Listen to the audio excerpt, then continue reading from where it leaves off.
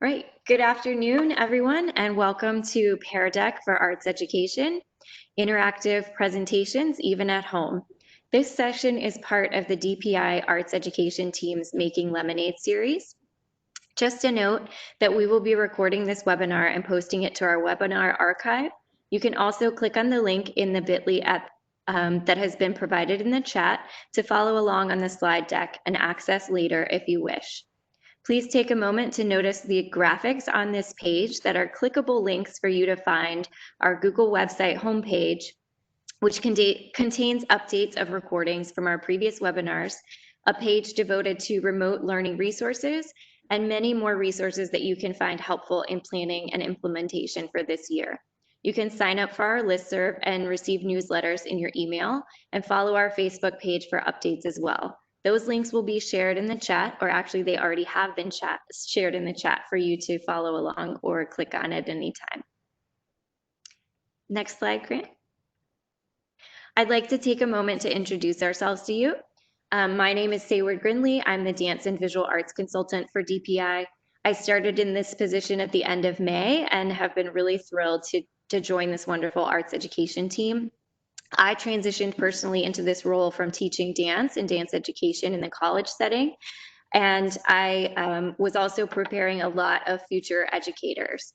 I was also thrown into remote teaching at the end of last semester. So I've been where you are right now and navigating all of this.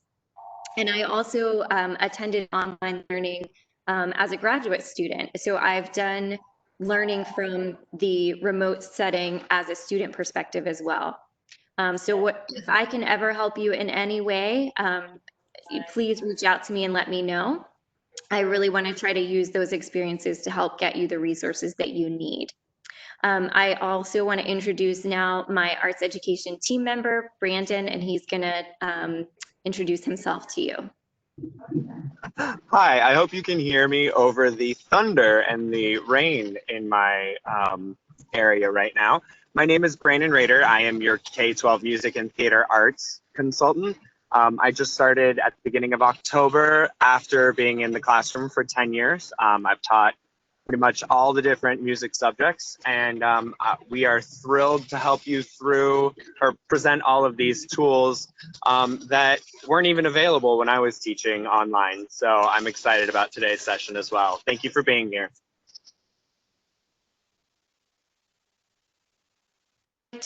Actually, I'm going to introduce, she's not here with us, but I do want to take a minute to just introduce who our fearless leader is.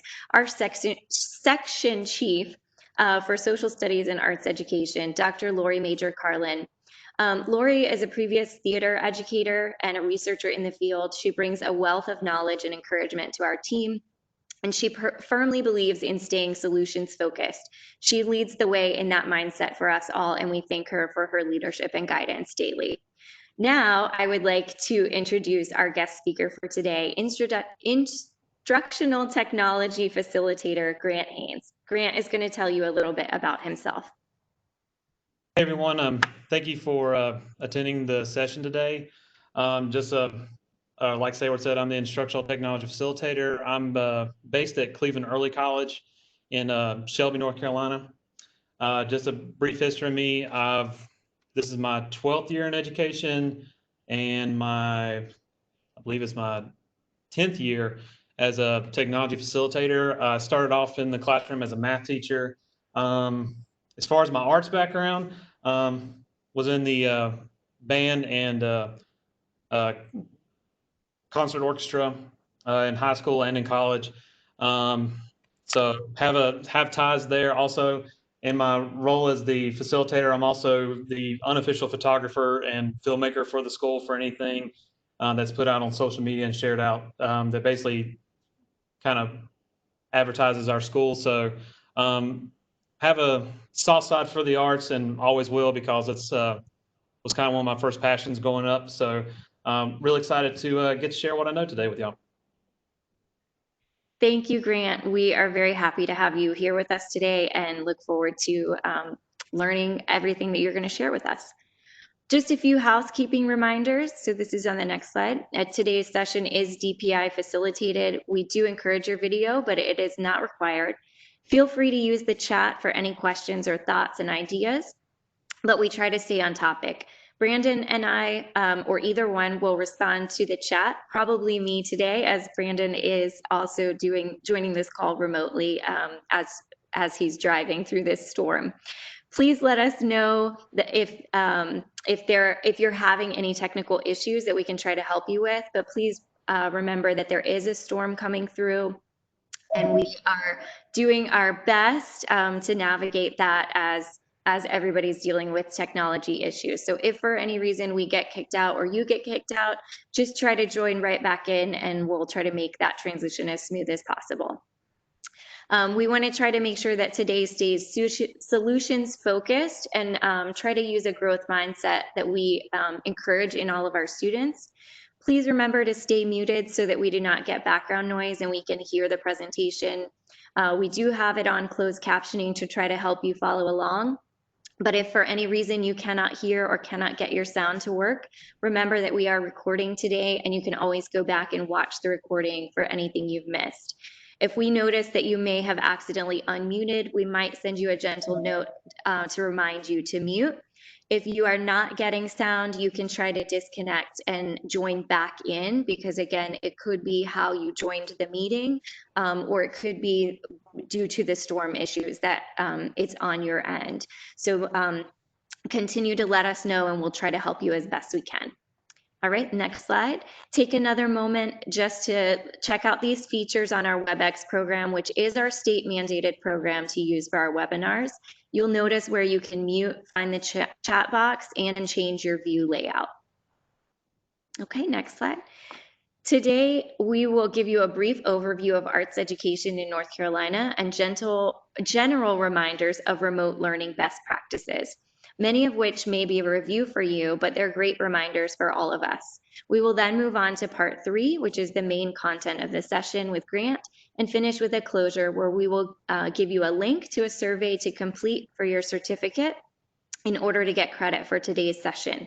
One more reminder that you can access the slide deck and follow along at the bit.ly that is at the bottom of this screen on this page, and we've also posted that in your chat.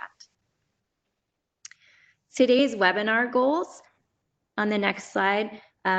Today's webinar goals are to gain confidence in teaching the North Carolina Essential Standards for Arts remotely, understand what Pear Deck is and how to set it up, create lessons for your students, and become familiar with Pear Deck and how to apply it to your own teaching and planning. Really quickly, if today's goals do not meet your needs, please check out our future webinars. Next week, we will be focusing on rethinking remote lesson plans and self-regulated learners. That last session is both SEL and remote learning focused, so it will certainly be one that you don't want to miss. All webinars are archived on our website, and you can access at a later time if you're not able to join them live. The next slide. Additionally, our partners at NCACDA have put together a virtual conference series that frankly looks amazing. Make sure that you check out their conference. There are options for both members and non-members to attend. Next. NCMEA starts their free technology resources webinar next week. Notice I said free, though they are specifically tailored to music teachers. They are open to all teachers who might find the content useful, so please check out their website for more details. All right, I'm going to move on and pass it over to Brandon if he's able to get his sound to work.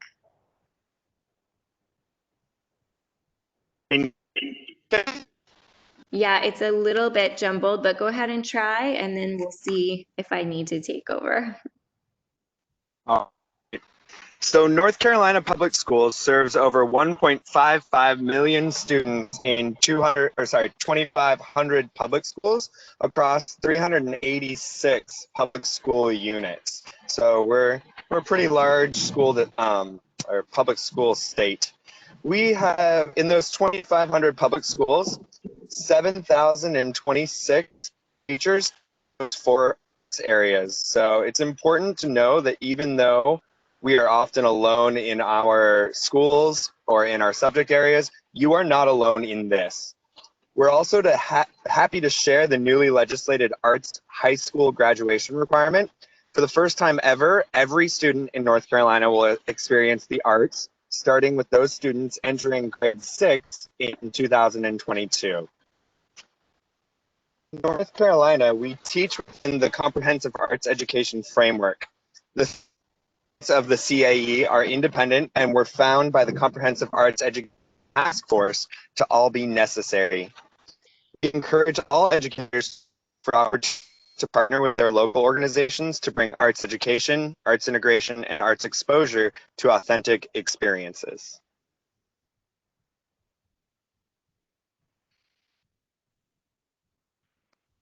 All right. We're going to chat just a minute about some remote learning practices today. If you're feeling apprehensive about remote learning, whether in the blended learning environment or in the completely remote environment, you are definitely going to find great information here. Seen this before, no worries, because it's always great to be reminded of the quality resources which exist from the field.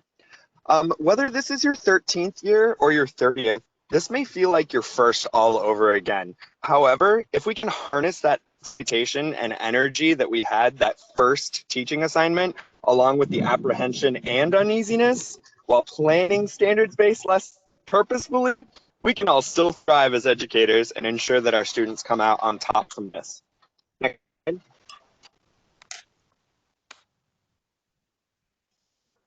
Not an education crisis. It's a public health crisis. And though our instruction was not built to be online or remote in the spring, we do have the time and the tools available to us now to help actually build structures for our students to be successful. And that's what we're striving to bring to you today. On the next slide, you'll see the Friday Institute's framework for instructional design principles for remote teaching and learning, which was published this past spring, but unfortunately was missed by a multitude of educators who really truly needed that framework. The 7 principles include SEL and how to equitably modify traditional classroom structures and procedures for the online environment while aligning content to the standards. If you're not yet intimately familiar with this framework, I cannot highly recommend it enough to visit and read the entire paper and build your courses on the foundation of this framework. On the next slide, you'll see my new favorite phrase. We are on the cusp of a pedagogical renaissance. It's no longer the time to ensembles or try for the 472nd time to run a group rehearsal on Zoom. There are no standards which demand judged performances, gallery shows, black box performances, or halftime shows in our state standards. It's time to rethink how we can improve our students' artistry in ways that we haven't yet done. How can we educate them as a whole musician, a whole dancer, a whole artist, and a whole thespian? How does teaching them to appreciate new genres, history, and current art, or even rethink how we share art with others, add to their quote-unquote toolbox as an artist, consequently make them a better artist in the end of this public health crisis? You will have time to rehearse later in this year. What tools can you give them now to make them more successful later? Excited about sharing with you today is the Teaching of Care Arts Project. And we created this specifically to address cultural relevancy strands in grades 4 and 8. And we have pooled resources from across state agencies and lesson plans into an online environment, which can easily be navigated by students and teachers. The project has been designed to address both informal art, both past and present, and how the artistic landscape is constantly changing. Ideas of how to use this in a hybrid and remote learning environment have been provided. Thoughts? Problem solvers. So whenever you are addressing materials or lack thereof for art making, please involve students in the problem solving process. We're supposed to be teaching them the creative design process anyway, and solving problems is part of that process. Help them challenges under your guidance to solve those artistic problems. This time will most likely not, and probably should not, only include art making. And the last thing is that we can do it. We can teach remotely temporarily. Remember that our attitudes and our language affect our students. If you're positive, excited, and energetic about this new modus of learning and new focus on other areas of your art form, your students will be too. And remember that if you are negative and frustrated, so will your students. Without any further ado, the main event, and Haynes is going to teach you all about one of those things that we can all get excited about. So, Grant, go ahead and take it from here. All right, thank you, Brandon. That was quite the intro. I didn't have that the last time I presented this. Now I'm all jazzed up, ready to go. All right, so let's see, make sure I'm on the right screen here. All right, so interactive presentations, even from home. So I know back in the fall, we all got a really strong taste of what it's like to do remote learning. If you've ever interacted with Pear Deck before, it's a great option to be able to get that student interactiveness it was designed originally as one that you can do in the classroom to get immediate feedback from students when asking questions. But it's actually proven to be a lot, I think, a better tool in the remote setting, just because you still get that interactivity remotely as you would in the classroom with the live students. So we're going to kind of switch looks here, going over to my side of it. Just to kind of reiterate who I am, my name is Grant Haynes, Structural Technology Facilitator from Cleveland County Schools. There's my email along with my Twitter handle, so if you want to follow me on Twitter. I tend to fluctuate in my activity depending on the time of year. Now that the school year is starting to get back in the swing of things, I'll be probably posting a lot more. I try to post helpful things on there, and anything that can help teachers, that's usually my go-to resource. Let's see. Couple of housekeeping, we've already done that earlier. Believe everyone can hear me and see me. If not, feel free to go out, come back in, say something in the chat, say a word to Brandon, and be able to help you out. I do have a couple documents on here, and I think we can share these links also into the chat. The first one is a kind of an FAQ document. Wrong button there. So I've got too many buttons on here. So our FAQ document, this is actually the third time I've done this presentation.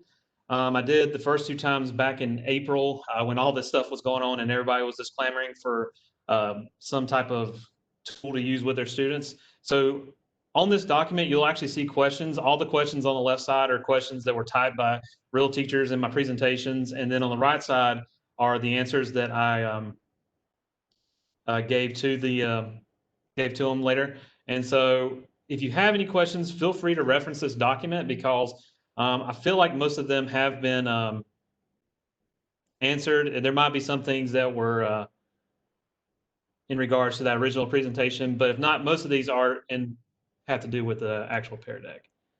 So let's start using my shortcuts. The last document is the agenda. So this document is kind of my one-stop shop for everything that has to do with what I'm talking about today. So with this document, you get a link to the same slideshow, and then also a lot of links to videos, website links that have to do with Pear Deck, and then everything that I'm going to talk about today is all contained within this document. So definitely feel free to use this, share this out with colleagues. It's just meant to be a resource for you to be able to use and reference as you're going through this.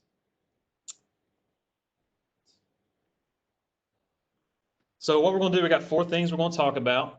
I've got about 35, 40 minutes to get through this, so we're going to be going a little fast, but I think we'll be all right. So starting off, we have the setup of how to actually set up our lessons, create a lesson with Pear Deck, presenting, and then how to end the lesson. So kind of already addressed what is Pear Deck. It's a platform designed by educators to turn classroom presentations into interactive lessons. The student devices, whether they be Chromebooks, laptops, iPads, cell phones, all of those are able to utilize the Pear Deck system. what we're going to do today will be a little bit of a combination of the two. If you're on a mobile device, just kind of a disclaimer, it might be easier for you to do the more student-paced mode that I will share out later than the live version, because they'll actually work a little bit better on the laptop. But the student devices, whatever they may be, are the tools of input, because what we're going to do is we're going to have interactive questions within our slideshow to then have a formative assessment piece with the students. So it's a way of getting feedback from the students immediately, whether you're doing a live presentation like we are, or you're doing a more student-paced activity later where the students can fill this out on their own. So we're going to kind of see firsthand what Pear Deck is. So here comes the fun part of this presentation. So if you're on a laptop, great. If you're not, just kind of follow along with us. And like I said, there'll be a student-paced mode later that you can look at. But what we're going to do is we're going to actually go into Pear Deck. So what I would like for you to do is go to joinpd.com. In fact, I'm going to go ahead and start Pear Deck up right quick. So yep, Sayward's already got the link in there for us.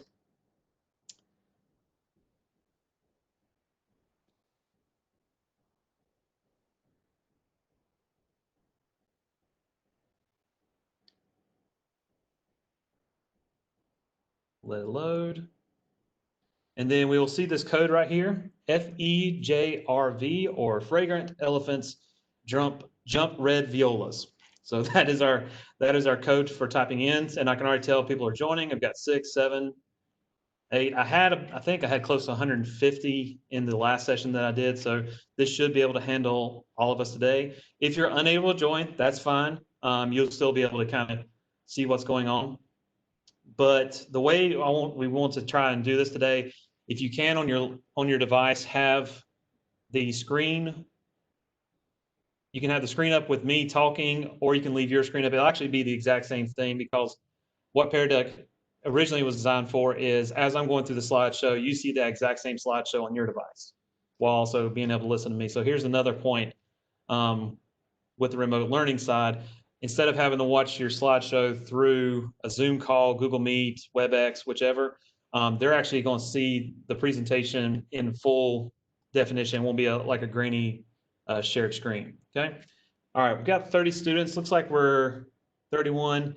If you're still trying to join, that's fine. As I get going, that code will actually still be in the top left-hand corner of my screen. So if you can't see it, but again, it is FEJRV. We can throw that in the chat if we need to. I'm going to go ahead and get started. So now we're in it. So on your screen, you should see my interactive presentations even from home. So it's actually going to start me over. So let's hop over to the slide we were at. And I'm going to go ahead and start it off with a question. Introduce yourself. What's your name? What school district do you represent? Go ahead and throw some responses. Already got some coming in. I'll give you just we'll say 10 more seconds. I'm going to 3, 2, 1, and we're going to lock those screens. So nice little feature there. I can actually turn off the responses in the live mode, even from all over the state. So let's check out our responses. So if you want to come back to my screen, I can check out my answers here. We've got a nice little slide view. I can also hop into a grid view to make it a little bit easier to see everybody at once. So see if I recognize any names. Well, sometimes some former associates like to get into my meetings and say hi. All right, cool. So lock those responses so I can actually go in without having to worry about seeing everybody or other people trying to come in. Let's see, 36 of 42 responses. All right, so we're going to add those and move right along. So this is a kind of example of one of the ways you can provide your input as a student and as a teacher. All right, let's move right along. So let's talk about setup real quick. So first thing, we probably put this up at the very beginning, but have you created your own account in peardeck.com? Also, there is a basic version, is free.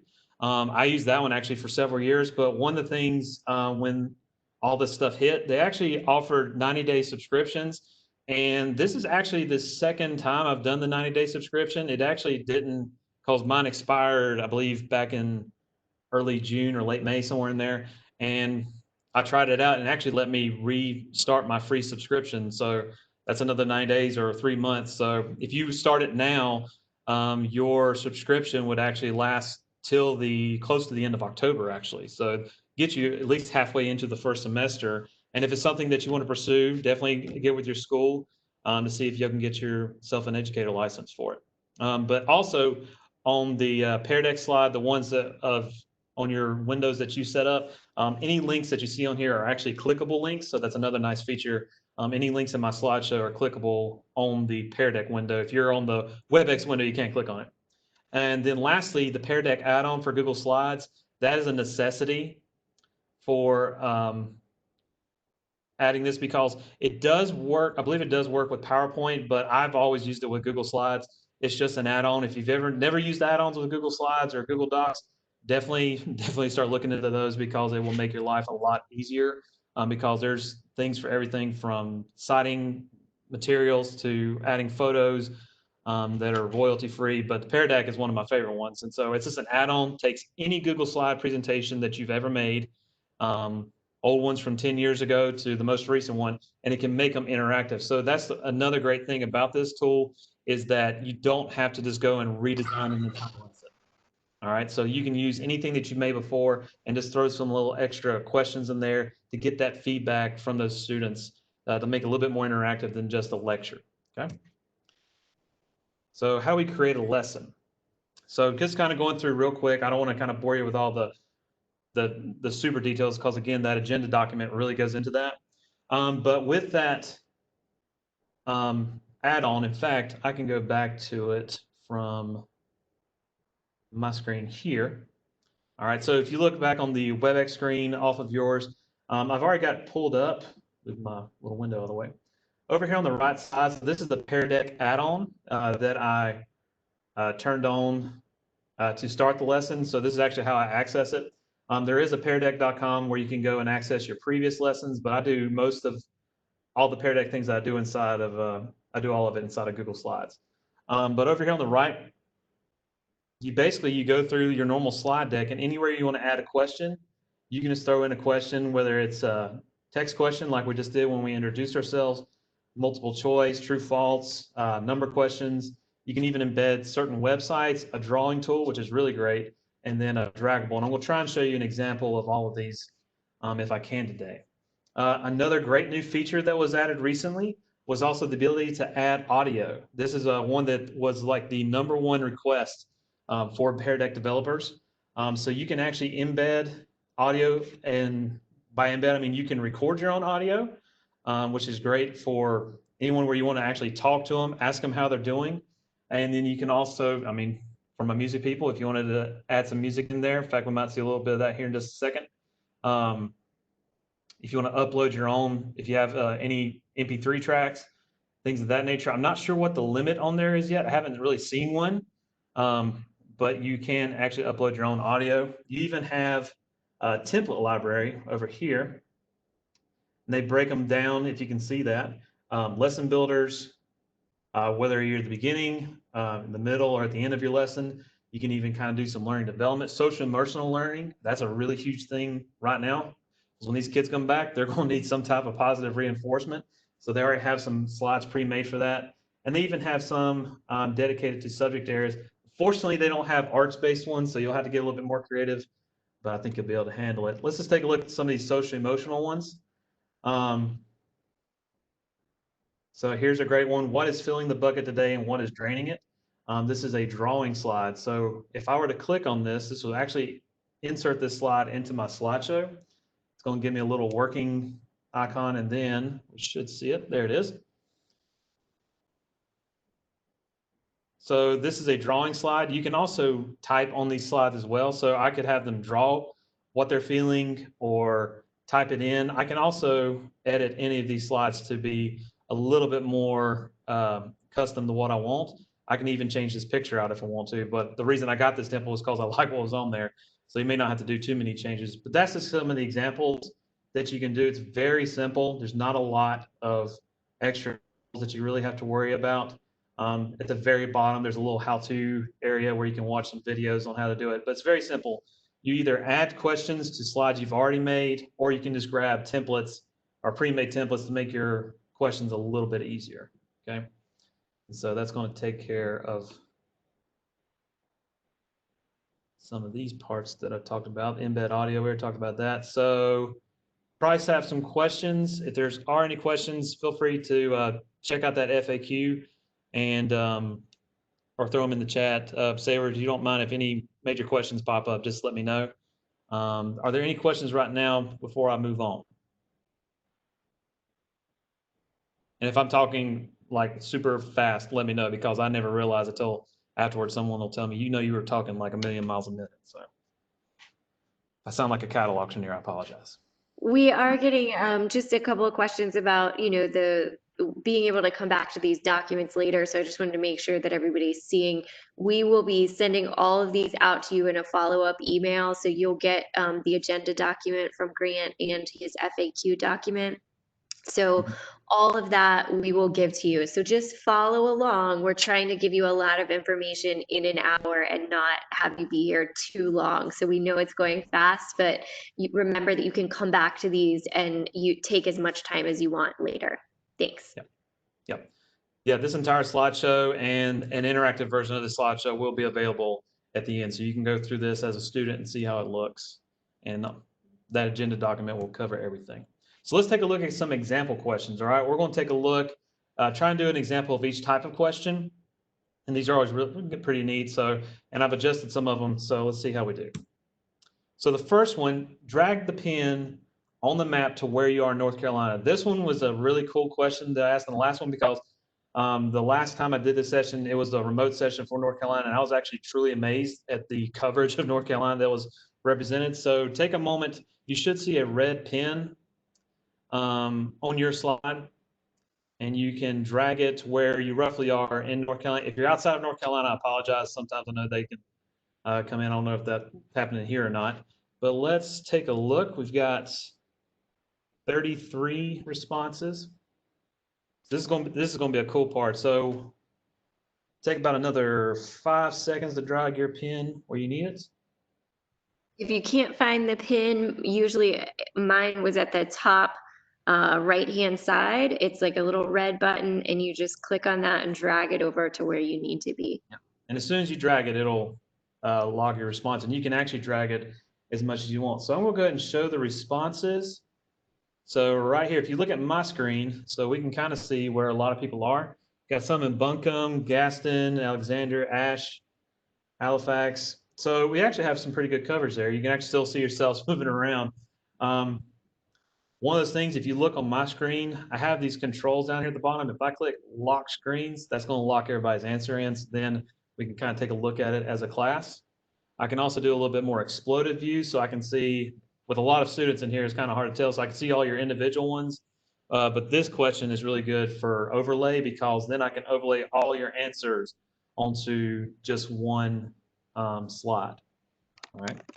And as I'm going through these example questions, I want you to kind of be thinking in your mind, how could I use this same type of question? In this case, this is an interactive slider or pin. Like, what else? I just grabbed an image of North Carolina and threw it on there.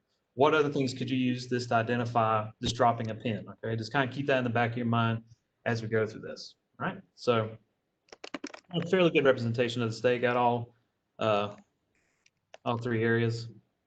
So what do you teach? Here's the next question. This is going to be an open answered question because I know in the arts we kind of all vary. So let's see what we got. I'm just going to go ahead and pull the responses up.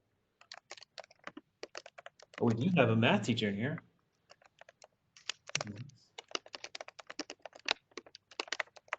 Just throw them in here as we go. High school chorus.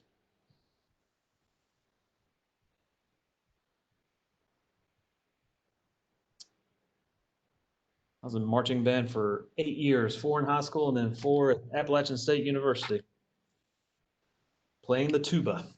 Well, that was the cool cat. All right. Rolling the ears, I hear you. Class of 09. All right. We're going to go ahead and move on from there. So we got a good coverage there. Let's move on to the next question here. How do you find this lesson? Do you find it interesting, challenging, way too hard? Am I going way too fast? This is always fun to look at because it kind of gives me an idea where I'm at. There we go. I'd rather too easy than too hard. Like Kevin said, we're throwing a lot of you or a lot of things at you in this very short amount of time. So my goal is to kind of get you intrigued by it, and then you kind of go and investigate on your own. Cool. All right, let's move on to another question. So here's just a general question for you. How many musicians are in a quintet? So this is just a number question. You only type the number in. Let's see what the responses look like for this one. Should be, for my math nerds out there, we can kind of get ourselves a box plot.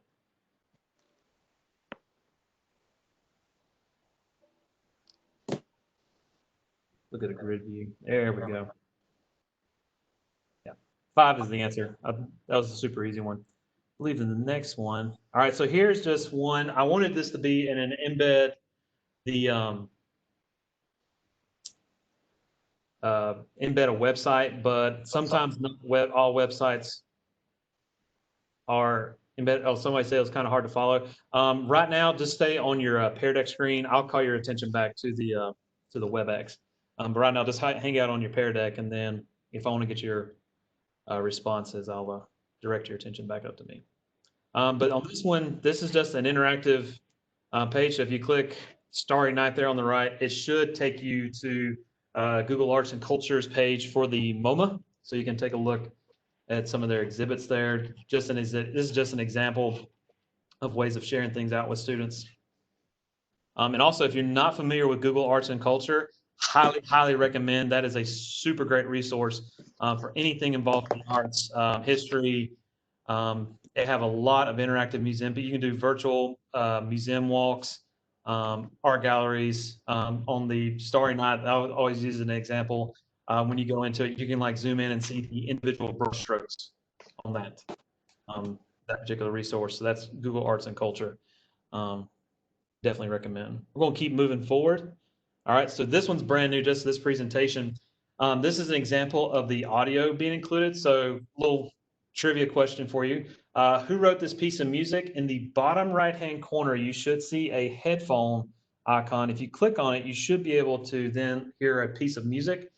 See if you can figure out who wrote this. There's actually a multiple choice option you should see there as well.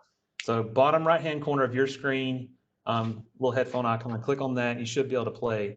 So we'll see how we do. We'll show the responses here. I might hide the responses. We'll show them all at the same time. That way you can't tell exactly.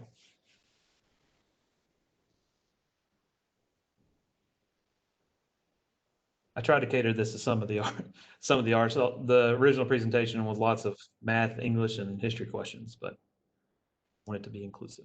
All right, let's take another 5 seconds on this. And we're going to go ahead and lock the screens there. So let's overlay our answers.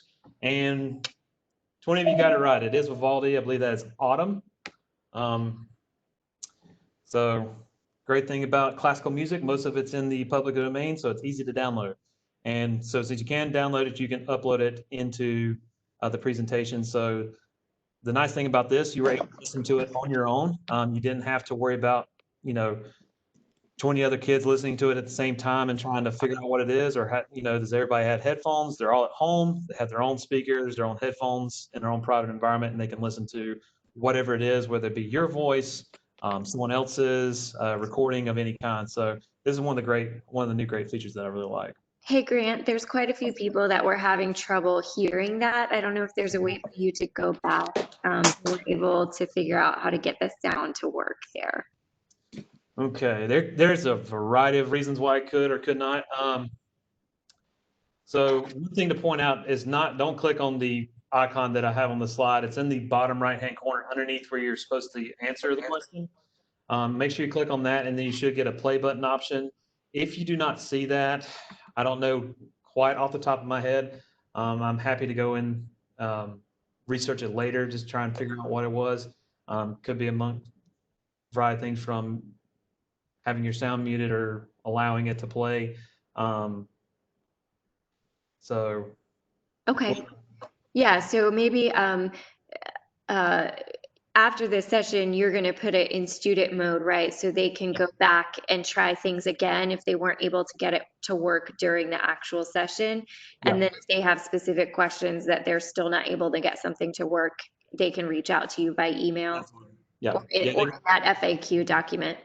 Mhm. Okay, Yeah. Yeah. The perfect. email Thank audio you. is a fairly new feature. I wish it was a little bit more prominent than just a little button in the lower right-hand corner. So we'll take a look at that. But like I said, there will be a student-paced mode, which is basically the exact same thing you see here, except you can actually go through the slides instead of me going through it. So you'll be able to go back to that one. Take this moment to, are there any questions before I move on to the next part? So you can write your questions in the chat or you can just unmute if you have a question. Did somebody chime in there? Maybe not. Okay. Okay. Yeah, so Grant really tries to give moments in between each thing to let you kind of reflect for a moment. I know some of you are feeling like it's going a little bit fast. So that's your moment to kind of ask a question, have him go back if you feel like anything is going too fast. But again, you can go back into it later and go through it at your own pace so that you have a chance to really just try it out for yourself if you want to just watch right now. Okay. All right. So from here, we're going to talk a little bit about how I'm doing all these things as far as presenting. So how am I controlling all of this? So as far as PearDeck goes, it works just like a regular slideshow. If you want to take a look at the WebEx screen, I'm already in the presentation, so I'm on my side of the presentation. So what we're doing now, if you ever do a live remote session with your students and wanted to do this, this is how you could do it. However, if you have students who aren't able to attend or all at the same time, the student-paced mode that I will show later is a better option. But like I said earlier, once you have your slideshow ready and all your questions are in, all you have to do is when you turn that Pear Deck add-on, which I should point out is under add-ons up here. That's just an add-on that you can add. In fact, there's a direct link to it in the original slideshow. You just turn that on and then it'll pop over here on the right. When you're ready to start your lesson, you just click Start Lesson, and then you'll be greeted with that screen that we had at the very beginning with the code that looks like that right there. So you'll get the code. It'll ask them to go to joinpd.com and then type in that code. You can also down here at the bottom, let's see if I can, yeah, I can actually zoom in down here and give students a link directly.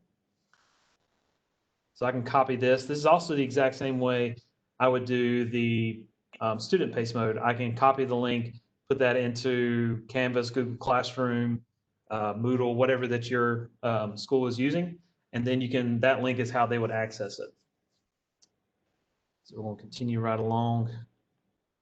Let's see, start class. So yeah, on the very bottom, very Sorry. simple. Oh, yeah. Sorry, Grant, we are getting a couple of questions. Is it okay if I stop you for just a moment? You're fine. Okay, so I've got, I think like 4 questions piping in here. So first one is, Pear Deck isn't something to make an entire presentation, or could you do an entire lesson with a Pear Deck slideshow? I'm not sure exactly. Alice, do you want to clarify what you're asking there?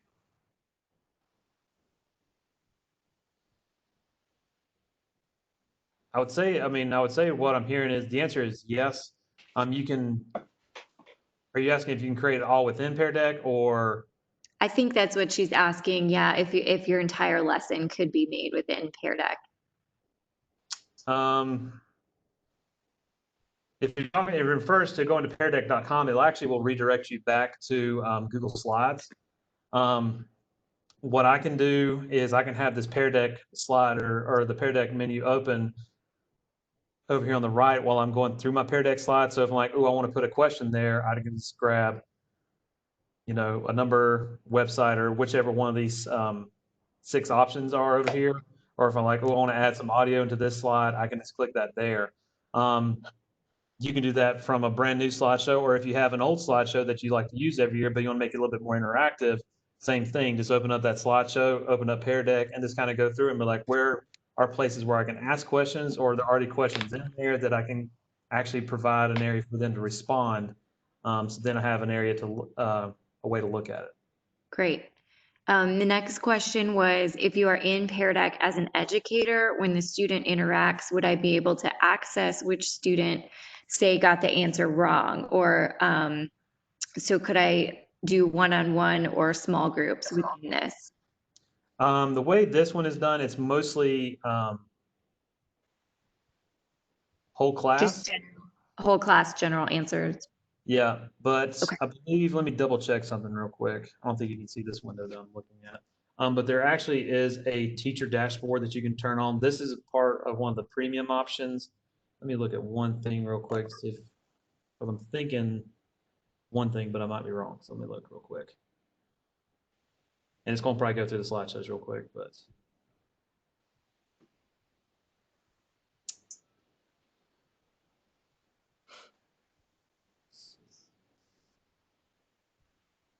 So yeah, it does not look like I can look at specific ones from here, but I take that back. Actually, you get a report that you can look at later to look at, but in the actual moment, I believe it's more. Actually, no, I take that back. I'm completely wrong. Sorry. I'm having a moment here. On those show responses, you have the overall view, and then you have an individual view. It does not give the names. It keeps everything Anonymous. anonymous on there. Yeah. So part of that is, I guess, to whenever the calls, this screen is meant to be like I'm showing the class. But I believe on your responses that you get at the end, there's like an actual report that you can look at the end. You can see more specifically who answered what. So that way you can have a conversation with them afterwards. So this is like a whole class check, but the individual ones you can do later after the presentation. That's great. Thank you. Let's see, slides and presentations save within your Pear Deck account, or can you save them to a flash drive? All of this is saved within Pear Deck. You can download the presentation as a PowerPoint presentation, but the actual Pear Deck is a web-based platform. Okay. Let's see. Allison asked, if I'm using my phone to join Pear Deck, what do we do if we're in a Zoom meeting with our class and they need to access Pear Deck, but they only have one device? Sayward, Okay. I was thinking about that one as I saw that earlier, and I would say that you just have to be mindful about the way that you are building your course for your students. And so that might be then that you are using student-led mode, which Grant's going to talk about here in a minute, to be done asynchronously later. But we're really talking about using this as a formative assessment tool and not necessarily as a summative assessment tool. Great, thank you. It does gel well with Canvas. You've mentioned Google Classroom. Does it do well with Canvas as well? As far as embedding, you can't embed the lesson, but I mean, you can link it. So you would link it directly from Canvas or from Pear Deck into Canvas as a link that they can click. Okay.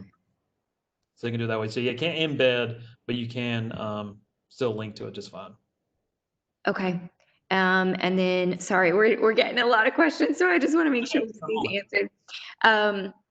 When students are answering the questions, does Pear Deck save in different new documents if you wanted to reuse the same presentation for multiple classes? Yes, it will name each session. So at the very end, it will actually, when you click in, it says, would you like to name the session? So you can, however works for you, date it, which class period that is. And so you can go back to that particular session's answers and information and see it. So every time you click start or start a lesson on Pear Deck, it logs it as a separate session so that you can go back and look at it no matter if it's the same slideshow or not. Okay, great. Let's see, another question. So students will have to have the slideshow open and then sign into Pear Deck. Is that how they access it?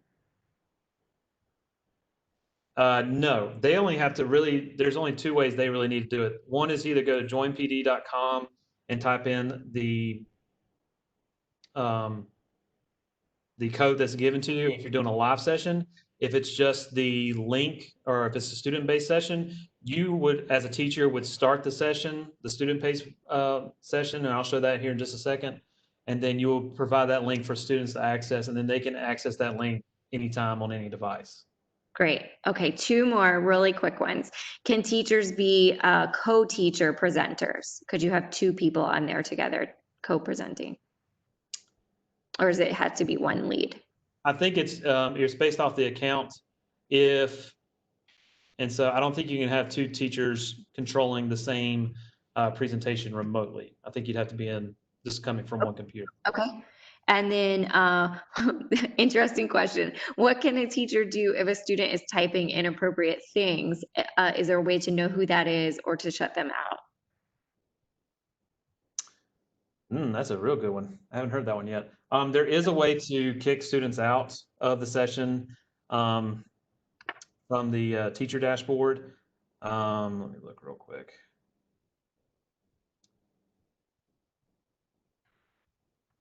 We can always come back to that, or I can have them put that in the FAQ, and we can come back to it at another time. I think if they're typing, you can lock screens real quick, or even go to another slideshow.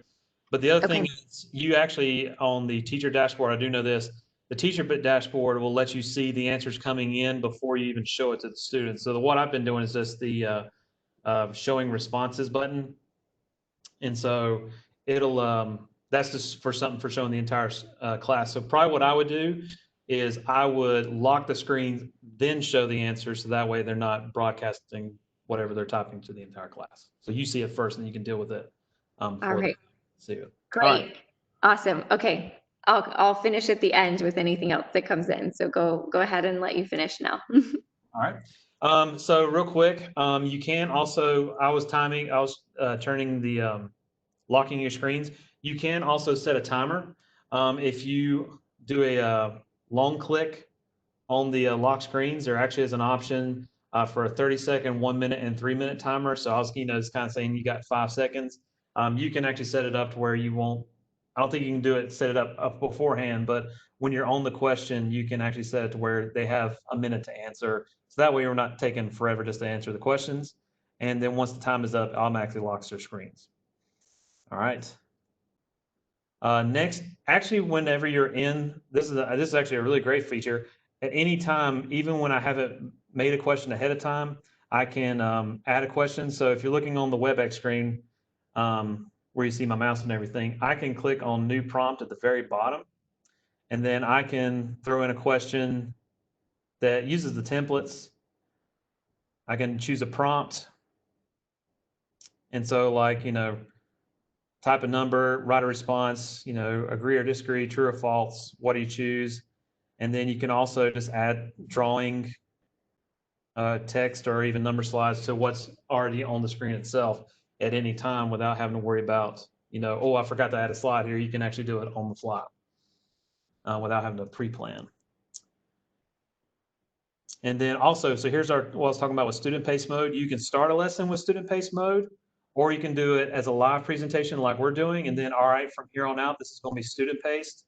And that's by going over here to the bottom right where it says in, click the 3 dots, and then turn on student pace mode. When I do that, it'll actually give you control to go from one slide to the next. So at any time you can do student pace mode. So you can actually do a combination if you want to. If you're doing a planned student pace mode, you can say for the next 10 minutes, we're going to do student pace mode, and then you can manually turn that off if you want to do a live session. Yeah, so we have any questions as far as this part? In fact, just because for time's sake, I'm going to skip ahead real quick just because we already did a bunch of questions. Yeah, I was going to say we can skip those. I've asked them to just put them in the FAQ sheet or wait until the session is over. Yeah. Yeah. So say we're at the end of the lesson. we're wrapping up. So while I was talking about the end, whenever I click end, I can save my sessions. You can go to peardeck.com, and actually that's where you'll access all of your previous sessions. So you don't access them from the add-on. You go to peardeck.com, sign in with your Google and Microsoft ID, and then you will be able to access all of your previous sessions. They're name dated automatically for you. You can also publish student takeaways, which creates a document for each student's responses. So this kind of goes along with, how do I know what student is doing what? This is one of those features. So that's just a checkbox. And it will save those automatically to your Google Drive, I believe. And then students are also automatically share their responses afterwards if you do the publish student takeaway. So they can kind of get an idea of how they did something more. It's just student evidence if they're doing type of portfolios or keeping track of anything like that. All right, I think, is that it? Yeah, so now I can get a couple more questions. We got about 4 minutes or so. So any questions for me that I can answer real quick?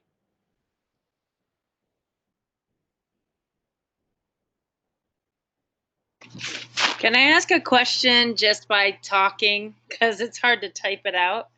Go right Yes, ahead. of course. Go ahead. So I'm noticing, because I'm toggling between the Pear Deck and the WebEx. And when I'm in Pear Deck, it's not always intuitive about how to, as a student, how to make sure that my answer was recorded. I noticed on one slide it was a check mark. Another slide, I just hit enter. Because I work with kids as young as kindergarten, how do we make sure that that students are absolutely turning in their work when they think that they've answered it, if we're working in Pear Deck? I would say in that case, the best option would probably be to do the student pace mode. So then that way they can go at their own speed. And if you're working with kindergartners, that's a tough one, because I work with high schoolers primarily. So my expertise is not necessarily in that area. But if I had to give a suggestion, the student pace mode would be the better option on that part. You're talking about gives you a check mark. You'd be a little bit more specific. Is this the type of question you're talking about, or? Well, like when I'm in the Pear Deck, maybe I was doing it wrong, but it seemed to me that like when we said who we are, introduce who we are, I was like, Okay. did it submit? I don't know if it submitted. Yeah, I see what you're talking about now. Yeah, that is kind of interesting that they don't really have a submit button. It's just you just kind of type and then move on from there. From what the way I gather from it is, as soon as you start typing, it's logging that response. So in a way, it's simpler, but also there's not that kind of verification that you've hit send or submit. So that would just be a conversation I would have with them at the beginning. It's like, all you have to do is type, and then you go to the next slide. Or all you have to do is click your choice, and then you can move on to the next slide, because it will log, and you can actually go back and edit, even in student pace mode, your answers, unless you turn it off, or have turned the session off. Thank you. Okay. And Grant, were you going to talk about the student pace mode? I do want to make sure I go ahead and get the survey out to people. So if you can take 1 minute, or I can just go ahead and talk about the survey first really quickly. Yeah, I can do that real quick. So I'm just going to click start a lesson, and then student paced activity. So this is actually a separate session, just FYI, even though I have another session going. So let's let that roll real quick.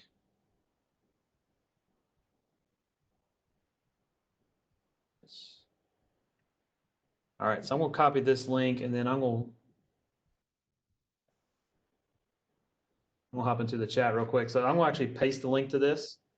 So this is the link to the student pace mode, and I'll actually put this in the agenda document as well. And I'll just leave this session open for the foreseeable future. I'll just make sure that I don't turn that one off. Great, thank you. Mhm. Okay, let's see. Can you go to our slide 62?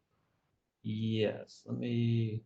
Okay, so if everyone can just take a moment, we have a document that we are creating for people to share remote lesson ideas.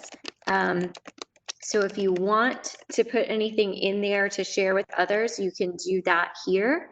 But I want you to think about, what you're excited about or what you're going to do now, maybe something that you thought of from today. And if you want to view other ideas as well, we have a running list of things that have already been submitted. So those are those two documents, and you'll get this whole slide deck emailed to you as well with any of these additional ideas. So you'll have access to both of these links. But go ahead and put in the chat, what are you excited about, or what have you started thinking about with this Pear Deck session of ways that you could utilize this in your classes? Things that you're starting to think about. It helps to see each other's ideas. And you can just put that in the chat. You don't have to put that into that remote document right now. But what are some things that you might be excited about trying with this Pear Deck?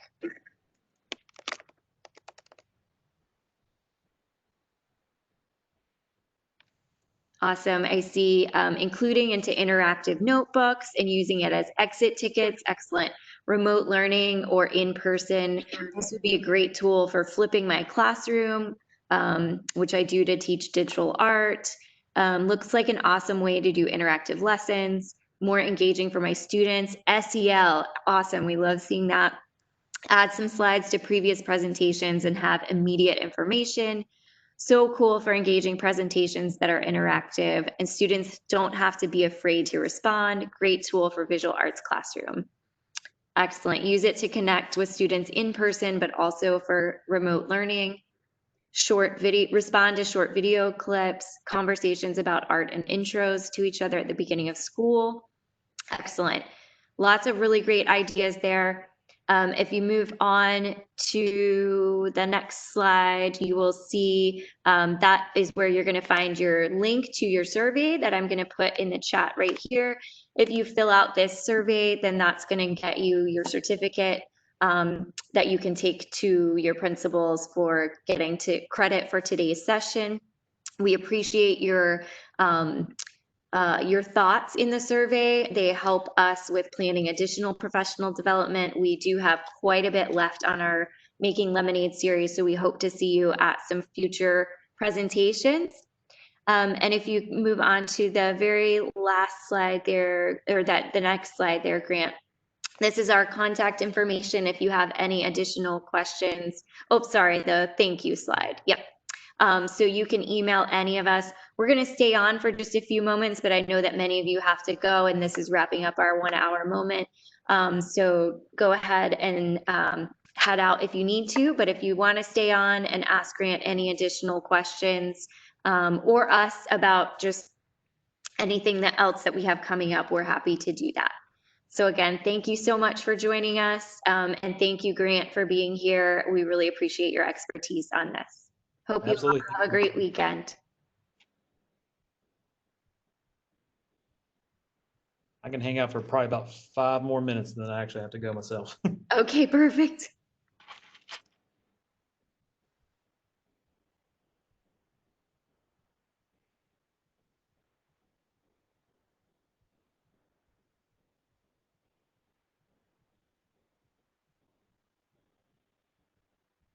Great, thank you, everyone.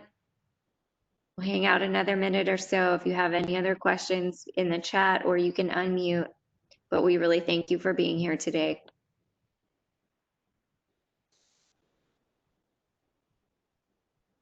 I have just a quick question. This is from a dance teacher.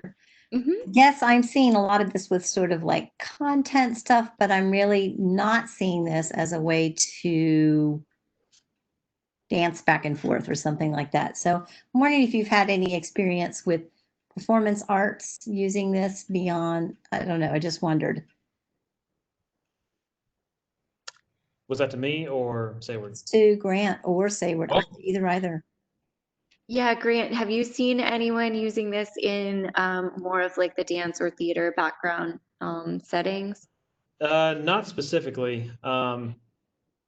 But I mean, full honesty, like that's not an aspect that I was really looking into, just because in my school we have 4 subjects. We have just the core subjects, so it's not been on my radar as much as it could have. But I mean, I'd be happy to look more into it if you want to shoot me an email or anything. Or you can do a follow-up question on that email or send me an email. I can look a bit more into it for you if I can find examples, because I'm sure there's bound to have been someone, because this is a tool that's been used worldwide. So there's definitely someone out there who's maybe have used it at least in some shape or capacity in that account.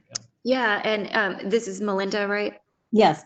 Okay, and I definitely, coming from the dance background, would be willing to look into this and think creatively. So I'm happy to help you brainstorm and kind of think about ways that you could utilize this in your classroom. I think definitely with, some dance history and vocabulary and a lot of that, I can definitely see it. That you can start to address some of the more theory and analysis questions. Maybe watch a video together and you write descriptions, or you can put into the blank, how this 1-minute video made you feel, or what it made you think of, or a scenario in your class. Yeah. I think it'd be great to work like the elements of dance, linking it to videos, and then a project outside of that. Yeah.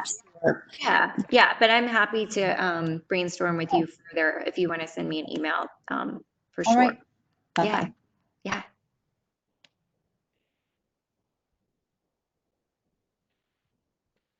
Great. Okay. Well, I think Grant is going to have to go, but you can always, again, send emails or fill out that FAQ document that he has ongoing with everybody that attends all of his sessions.